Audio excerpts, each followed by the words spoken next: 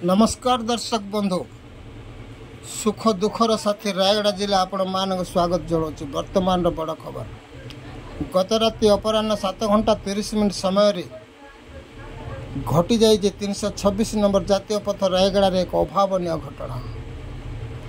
घटनास्थल में 2 मृत। सूचनार प्रकाश जे एक स्कूटी जगे जड़े महिला और जड़े पुरुष जेकेरू रायगड़ा अभिमुखे बाहरी थिले, किंतु भाग्यर विडंबना हेतु एक ट्रक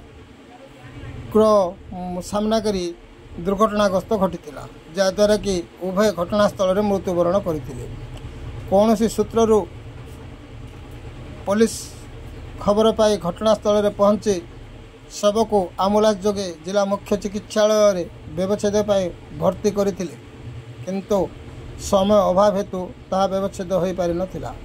वर्तमान आज परिवार लोक